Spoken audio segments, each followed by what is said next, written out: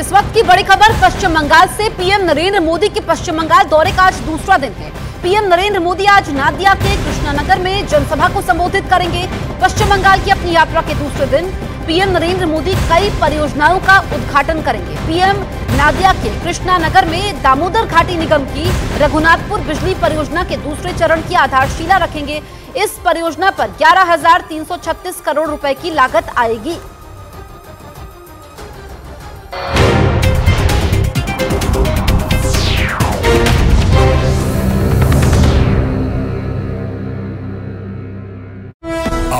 को लेकर सड़क पर ही धरने पर बैठ गए।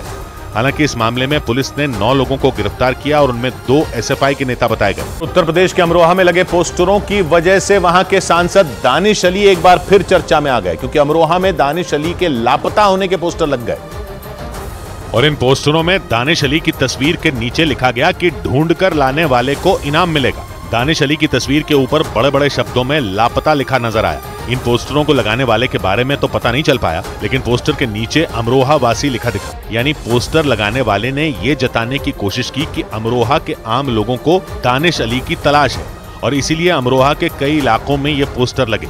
बिजली के खंभों, दीवारों, दुकानों और चाय की दुकानों पर लगे इन पोस्टरों ने लोगों का ध्यान खींचा, क्योंकि इनके जरिए दानिश अली पर निशाना साधा गया। कुछ दिन पहले ही राहुल गांधी की भारत जोड़ो न्याय यात्रा अमरोहा पहुंची थी और खबर उड़ी थी कि दानिश अली को कांग्रेस अमरोहा से टिकट दे सकती है, क्योंकि कुछ दिन पहले दानिश अली को बीएसपी से सस्पेंड कर दिया गया था। दानिश अली 2019 में बीएसपी के टिकट पर अमरोहा से चुनाव जीते थे, लेकिन उनकी और कांग्रेस की नजदीकियों की खबर उड़ने के बाद मायावती ने सख्ती कर दी थी। इधर दिल्ली के नजदीक उत्तर प्रदेश के नोएडा में एक हाउसिंग सोसाइटी में तैनात सुरक्षा कर्मियों पर कवीश अरोड़ा नाम के एक आदमी की जमकर पिटाई करने का आरोप लगा। विवाद तब हुआ जब कवीश बिना स्टिकर लगी अपनी कार हाउसिंग सोसाइटी के अंदर ले जाने लगे। गार्ड के रोकने पर उनकी बहस और तभी कुछ सुरक्षा कर्मियों ने उन पर धनाधन डंडे बरसाने शुरू कर दिए। जो वीडियो सामने आया उसमें एक गार्ड कवीश अरोड़ा को मुक्के मारता दिखा और 2 लोग उन पर डंडे चलाते नजर आए। उनके साथ मौजूद एक महिला के साथ भी मारपीट की गई। इस दौरान वहां मौजूद कुछ लोगों ने उन्हें रोकने की कोशिश की, लेकिन वो नहीं माने। अचानक हुए इस हमले में कवीश घायल हो गए। ये मामला नोएडा के सेक्टर 137 की पारस टेरा नाम की हाउसिंग सोसाइटी का बताया गया। इसी हाउसिंग सोसाइटी में कवीश अरोड़ा अपने परिवार के साथ किराए पर रहते हैं। बताया गया कि देर रात वो कुछ दोस्तों के साथ कार से अंदर जा रहे थे, लेकिन कार पर पार्किंग स्टिकर नहीं होने पर गार्ड ने उन्हें रोक दिया। इस पर उनके बीच बहस होने लगी। वहां से आई एक तस्वीर में एक महिला सुरक्षा कर्मी कवीश अरोड़ा और उनके साथ खड़ी एक महिला से उलझती दिखी, लेकिन अगले ही पल उनके बीच धक्का मुक्की हुई। तभी वहां मौजूद गार्ड कवीश अरोड़ा पर टूट पड़े। आरोप है कि सुरक्षा कर्मियों ने उन पर कई बार हमले किए। इस मामले में पुलिस ने मारपीट करने के आरोप में 4 सुरक्षा कर्मियों को गिरफ्तार कर लिया।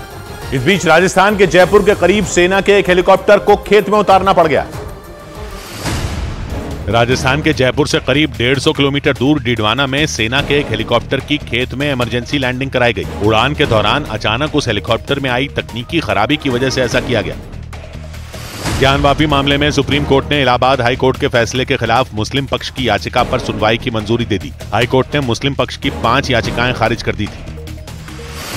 सूत्रों के हवाले से खबर है कि हरियाणा में बीजेपी सभी 10 लोकसभा सीटों पर अकेले चुनाव लड़ सकती है, जबकि राज्य में बीजेपी और दुष्यंत चौटाला की पार्टी जेजेपी के बीच गठबंधन है और दोनों पार्टियां मिलकर सरकार चला रही हैं। इधर उत्तर प्रदेश के बलिया में ऐसा हादसा हुआ कि इसका वीडियो देखने वाले लोग भी दहल गए। वहां एक पेड़ काटते वक्त दर्दनाक हादसा हो गया। वो पेड़ सड़क के किनारे बने एक मकान के ऊपर जा गिरा और वहां मौजूद 2 लोग मलबे में गिर गए, क्योंकि काटने के दौरान वो भारी भरकम पेड़ उस मकान के ऊपर जा गिरा और पेड़ गिरने के साथ ही वहां चीख पुकार मच गई। इस दौरान वहां कई लोग मौजूद थे जो मकान के मलबे में दब गए, जबकि उस मकान के आगे का हिस्सा पूरी तरह ध्वस्त हो गया और मकान के पीछे का हिस्सा बिल्कुल टेढ़ा हो गया।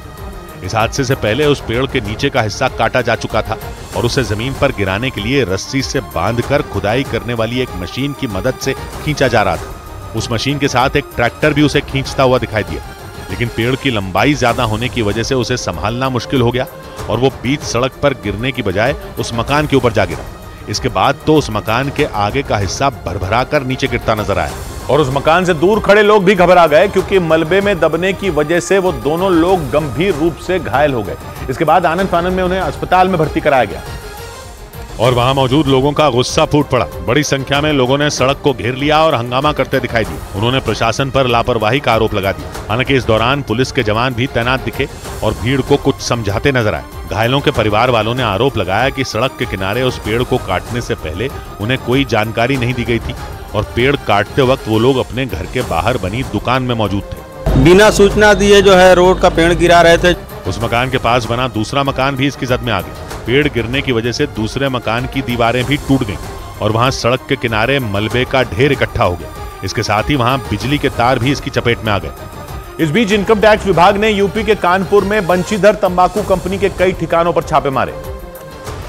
इनकम टैक्स विभाग ने यूपी के कानपुर में बंशीधर तंबाकू कंपनी के कई ठिकानों पर छापेमारी की। यूपी के अलावा जांच एजेंसी की यह कार्रवाई दिल्ली और मुंबई समेत 5 राज्यों में हुई। इस दौरान इनकम टैक्स की टीम ने दिल्ली में इस कंपनी के मालिक के घर से 60 करोड़ रुपए की महंगी घड़ियां जब्त करने का दावा किया। इनकम टैक्स कर चोरी का पूरा मामला, इसके अलावा उन्होंने जो अपनी आमदनी दिखाई थी उससे ज्यादा आमदनी जो है वो जांच में पाई गई है। सूत्रों के हवाले से खबर है कि छत्तीसगढ़ में बीजेपी अपने 4 मौजूदा सांसदों का टिकट काट सकती है। राज्य में बीजेपी के 6 सांसद हैं। हालांकि विधानसभा चुनाव से पहले ये संख्या 9 थी, लेकिन उनमें 3 सांसदों को विधानसभा चुनाव में उतारा गया था। दिल्ली वक्फ बोर्ड से जुड़े मनी लॉन्ड्रिंग मामले में दिल्ली की राउज एवेन्यू कोर्ट ने आम आदमी पार्टी के विधायक अमानतुल्लाह खान को अग्रिम जमानत देने से इनकार कर दिया। ईडी ने उनके खिलाफ केस दर्ज किया था, जिसके बाद अपनी गिरफ्तारी की आशंका को देखते हुए अमानतुल्लाह खान ने कोर्ट में अर्जी दी थी। इधर संदेशखाली के मुद्दे पर बीजेपी ने दिल्ली में जोरदार प्रदर्शन किया। नारेबाजी कर रहे कार्यकर्ताओं ने आरोप लगाया कि ममता बनर्जी की सरकार ने महिलाओं का शोषण करने वाले शाहजहां शेख को बचाने का काम किया। और इसी के बाद बीजेपी ने देश के अलग अलग शहरों में ममता बनर्जी के खिलाफ मोर्चा खोल दिया।